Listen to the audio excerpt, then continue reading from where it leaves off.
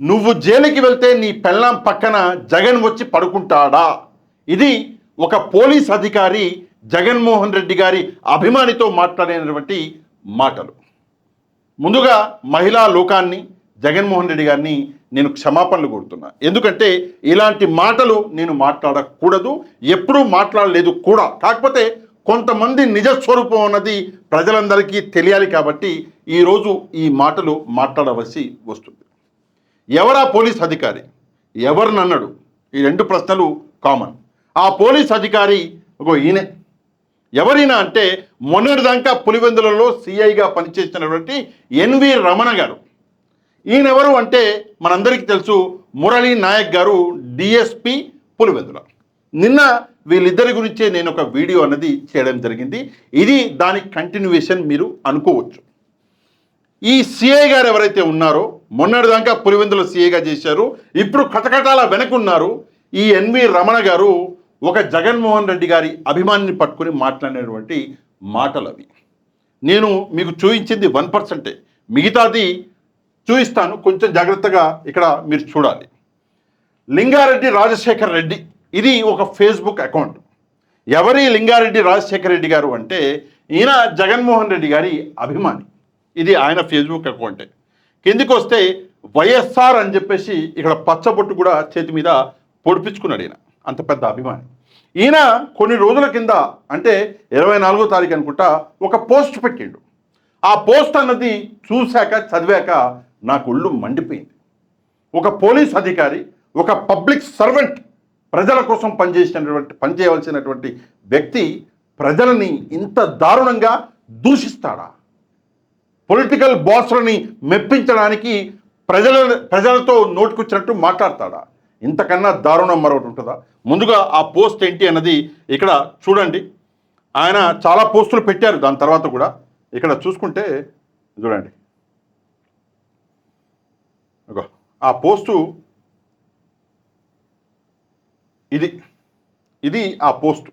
ఇక్కడ ఆ సిఐ గారి ఫోటో కూడా పెట్టిండు. పెట్టి ఈయన కొన్ని విషయాల్ని ఇక్కడ రాశారు. ఈ లింగారెడ్డి రాజశేఖర్ రెడ్డి గారు ఏం రాశారో చదివి వినిపిస్తాను. రక్తం మరిగిపోద్ది. ఆ రోజు నువ్వు మాట్లాడిన మాటలు నాకు ఇంకా గుర్తున్నాయి. ఎవరు మాట్లాడిన మాటలు? ఎన్వి రమణ గారు, సిఐ గారు మాట్లాడినటువంటి మాటలు ఇంకా ఈయనకు గుర్తున్నాయంట. ఇది 24 ఫిబ్రవరి మొన్న పెట్టినటువంటి పోస్ట్. ఏంటి ఆ మాటలు అంటే, ఎరా నువ్వు జైలుకి పోతే నీ పెళ్ళం దగ్గర జగన్ వచ్చి పడుకుంటాడా అని ఈయన ఇక్కడ రాశారు. ఇక్కడ చూసుకోండి, ఇక్కడ ఈయన రాసినటువంటి విషయాలు ఇవి. ఆయనే రాశారు. నేను అదే ఇందాక చదివింది.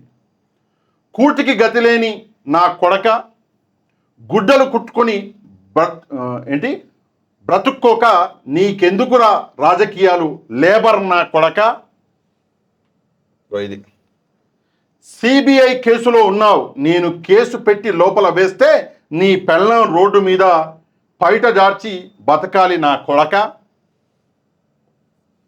ఇవి నువ్వు తిట్టిన తిట్లు అని చెప్పేసి ఆయన చాలా బాధతో ఈ పోస్టు అన్నది పెట్టాడు.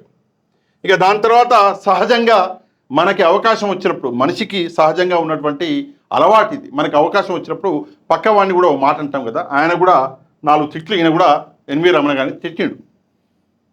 ఎందుకంటే ఆయన అరెస్ట్ అయ్యిండు. ఇప్పుడు ఎందుకు అరెస్ట్ అయ్యిండు అంటే లంచాలు ఆ కేసులో అరెస్ట్ అయ్యిండు. కటకటాల వెనకాల ఉన్నాడు.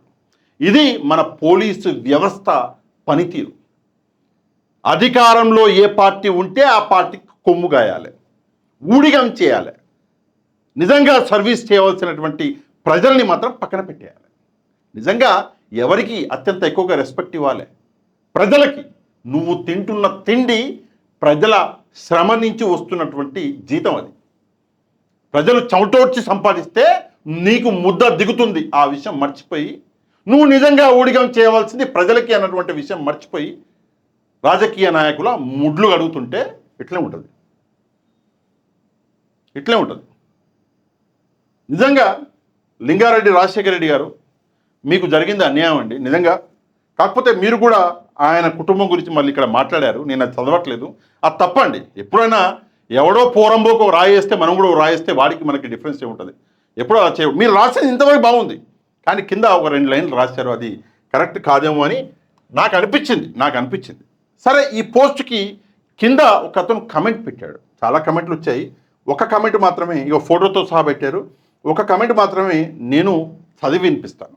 ఎవరైనా అంటే శివ తంబలపల్లి అని చెప్పేసి ఒక పోస్ట్ ఒక ఐడి నుంచి కమెంట్ పెట్టారు.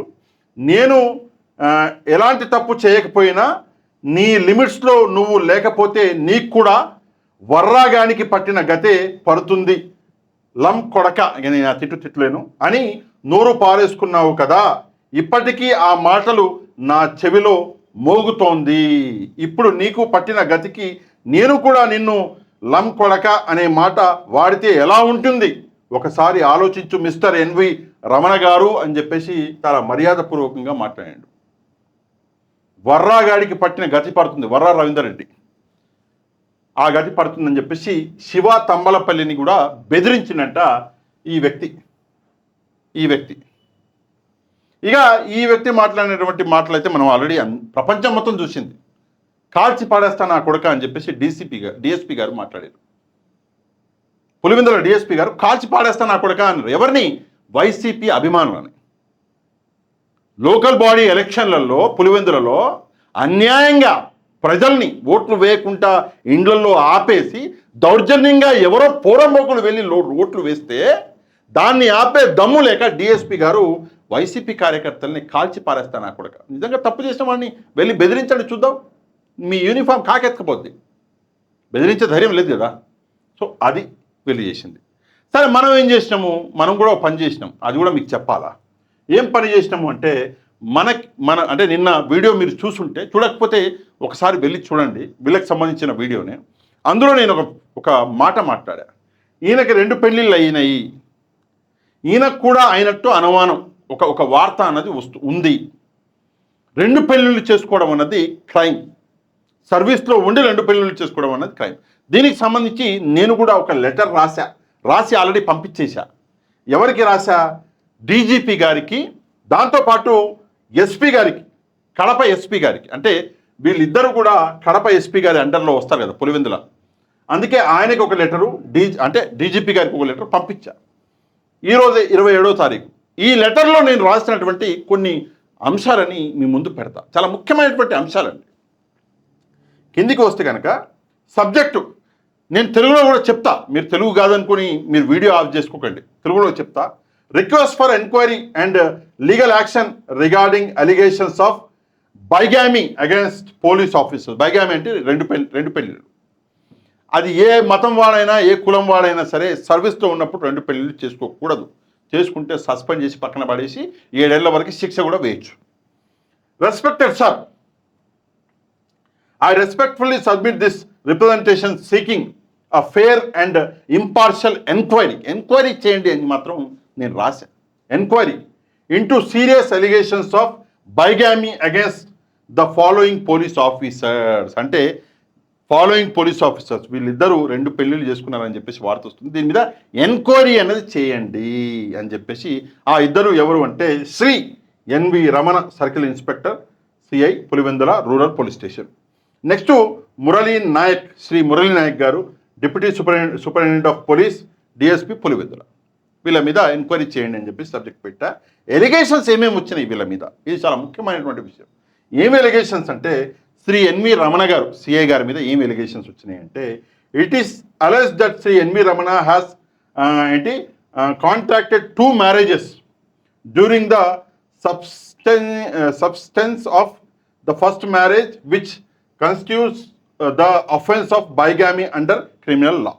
ఓకే, సబ్సిస్టెన్స్ వచ్చేసి ఉంది, బైగామీ అండర్ క్రిమినల్ లా అని చెప్పేసి ఈయన 2 పెళ్ళిళ్ళు చేసుకున్నాడు అని చెప్పేసి ఇక్కడ మనం చెప్తున్నాం. As per the allegations, 1 wife is residing at, ఒక భార్య ఎక్కడ ఉంటుంది అంటే లింగాల రోడ్డు పులివెందుల. అంటే పులివెందులలో ఉన్న వాళ్ళకి, పులివెందుల అంటే ఏంటో తెలిసిన వాళ్ళకి ఈ లింగాల రోడ్డు ఎక్కడ ఉందో తెలుస్తుంది, నాకైతే తెలియదు.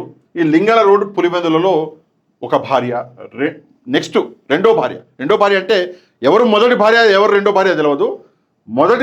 ఒక భార్య ఏమో ఇక్కడ, మరొక భార్య ఏమో మైత్రి లేఅవుట్ రోడ్డు పులివెందులలో ఉన్నారు అని చెప్పేసి ఒక ఎలిగేషన్ అన్నది వస్తుంది అని చెప్పేసి నేను ఇక్కడ రాశా. దాని తర్వాత section 494 of Indian penal code, marrying again during life time of husband or wife, ఇది క్రైమ్. సెక్షన్ 82 అంటే ఐపీసీలో సెక్షన్ 494, ఇప్పుడు బిఎన్ఎస్లో సెక్షన్ 82 అన్నది అయ్యింది. నిన్న కూడా నా వీడియోలో ఈ సెక్షన్ నేను చెప్పాను. అండ్ మొదటి భార్యకి తెలియకుండా రెండో పెళ్లి చేసుకుంటే ఇంకో సెక్షన్ కూడా వస్తుంది, 495 ఐపీసీ. బిఎన్ఎస్లో సెక్షన్ 83 అది, దానికి మళ్ళీ వేరే శిక్ష ఉంది. నెక్స్ట్ మురళీ నాయక్ గారు, ఈయనకు కూడా 2 వివాహాలు అయినట్టు ఒక ఎలిగేషన్ అన్నది వస్తుంది. మొదటి భార్య కదిరికి చెందినటువంటి వాళ్ళు, కదిరి కాదండి యాక్చువల్గా ఇక్కడ బై మిస్టేక్ ఈ ఫార్మెట్ అన్నది పాత ఫార్మెట్, కదిరి కాదు, క్షమించాలి, నేను ఇది డిలీట్ చేయాలి. యాక్చువల్గా కొత్త ఫార్మెట్ నేను అప్డేట్ చేసి పంపించిన ఫార్మెట్ వేరు, ఇక్కడ ఉన్నటువంటి ఫార్మెట్ వేరు. ఎక్కడ అంటే ఇక్కడ మీకు చెప్తాను. మొదటి భార్య ఎక్కడ అంటే అట్ హీస్ అఫీషియల్ రెసిడెన్స్, ఆయన ప్రస్తుతం ఉన్నటువంటి అఫీషియల్ రెసిడెన్స్లో ఒక భార్య. నెక్స్ట్ రెండో భార్య వచ్చేసి రాయచోటిలో, మరి ఆమె మొదటి భార్య ఈమె రెండో భార్య చూసుకోవాలి. రాయచోటిలో ఒక భార్య, అఫీషియల్ రెసిడెన్స్లో ఒక భార్య, 2 భార్యలు ఉన్నట్టు ఈయనకి ఒక ఎలిగేషన్ అన్నది ఉన్నది. మళ్ళీ సేమ్ అదే సెక్షన్లు 494, 82, 495 ఇవి సేమ్ సెక్షన్లు. ఓకే, గ్రౌండ్స్ ఫర్ ఎంక్వైరీ అంటే public trust in law enforcement, అంటే ప్రజలకి ఒక నమ్మకం అన్నది పోద్ది. ఇట్లుంటే ఒక పోలీస్ అధికారే చట్టానికి వ్యతిరేకంగా తప్పు చేసిండు అంటే ప్రజలకి నమ్మకం ఉంటుందా? ఉండదు కదా. అందుకే ఓకే, ఇవి నేను రాసినటువంటి విషయాలు. ప్రేయర్లో ఇమ్మీడియట్గా దీని మీద ఒక ఎంక్వైరీ అన్నది జరిపి, ఎంక్వైరీలో వీళ్ళకి 2 పెళ్ళిళ్ళు అయినాయని తెలిస్తే మనం కేవలం ఒక అలిగేషన్ వస్తే అది చెప్తున్నాం, వాళ్ళకి తెలిస్తే దానికి శిక్ష అన్నది మీరు విధించాలి అని చెప్పేసి నేను ఇక్కడ లెటర్ అన్నది రాయడం జరిగింది. ఎవరికి రాశాను అంటే మళ్ళీ ఒకసారి చెప్తున్నా, డీజీపీ గారికి అండ్ కడప ఎస్పీ గారికి, ఇద్దరికి కూడా ఈ లెటర్లు రాసి పంపించేసిన. చూద్దాం ఏమవుతుందో, కొన్ని రోజులు చూద్దాము. దాని తర్వాత ఎలాంటి యాక్షన్ అన్నది రాకపోతే మళ్ళీ దాని తర్వాత ఏం చేయాలన్నది మనం చేద్దాం. ఓకే, ఇది నేను చేసినటువంటి పని. అవినీతికి ఎప్పుడు కూడా వ్యతిరేకంగా నిలబడాలి. ముందున్నది ఎవరైనా సరే అవినీతే. వాళ్ళ మీద వచ్చినటువంటి ఎలిగేషన్స్ నిన్న చూశారు కదా నా వీడియో. 7 లక్షల రూపాయలు క్లెయిమ్ చేశారు, 4 లక్షల రూపాయలకి సెటిల్ చేసుకున్నారు. అందులో కొంత అమౌంట్ తీసేసుకున్నారు. శనివారం 50,000, ఆదివారం 1,00,000, మరి 1,50,000 మండే రోజు కావాలన్నారు. ఆడపోయి ఆ వ్యక్తి ఏసీబీ దగ్గరికి వెళ్ళాడు. ఇది వీళ్ళు చేస్తున్నటువంటి పని. ఇంకో విషయం నిన్న కూడా చెప్పా, మళ్ళీ ఒకసారి చెప్తా. ఈ సిఐ గారు చేస్తున్నటువంటి మరొక పని ఏంటంటే, ఈ సిఐ గారు సాయంత్రం కాగానే, నిన్న కూడా చెప్పా, 8:30 కాగానే, అదేంటో అలవాటు, ఎగ్జాక్ట్ టెన్షన్గా సార్ దగ్గరికి వెళ్ళిపోతాడంట, మందు బాటిల్ పట్టుకొని. అందుకే 54 బాటిళ్ళ లిక్కర్ ఈయన ఇంట్లో దొరికింది. అది కూడా ఇంపోర్టెడ్ లిక్కర్. ఇంతకన్నా దరిద్రం మరొకటి ఉంటుందా? దయచేసి ఒకసారి ప్రజలు ఆలోచించాలి. అండ్ వైసీపీ కూడా ఇలాగ అన్యాయంగా ఇంత అభిమాని పార్టీ కోసం వైఎస్ఆర్ అని చెప్పేసి పచ్చబొట్టు కూడా పొడిపించుకున్నాడు. ఇట్లాంటి వ్యక్తులని గుర్తించాలి. ఈయన ఇంకో పోస్ట్ కూడా పెట్టిండు. సరే, నేను ఆ పోస్ట్ జోలికి వెళ్ళాలనుకోవట్లేదు. మెయిన్గా ఇదే పోస్ట్ మీకు చూపించాలనుకున్నా, అందుకే ఈ పోస్ట్ అనేది మీకు చూపించేసిన. ఏది ఏమైనప్పటికీ కూడా మన గౌరవ సిఐ గారు, గౌరవ డిఎస్పీ గారు, వీళ్ళ గురించి మీరేమనుకుంటున్నారు? దయచేసి ఒక కమెంట్ అనేది చేయడం మాత్రమే కాదు, వీడియోని ఒక లైక్ చేసి మన ఛానల్ని సబ్స్క్రైబ్ చేసుకొని వాళ్ళు ఛానల్ని కూడా సబ్స్క్రైబ్ చేసుకోండి. నెక్స్ట్ వీడియోలో మళ్ళీ కలుద్దాం. అంతవరకు థ్యాంక్ యూ వెరీ మచ్. జై హింద్.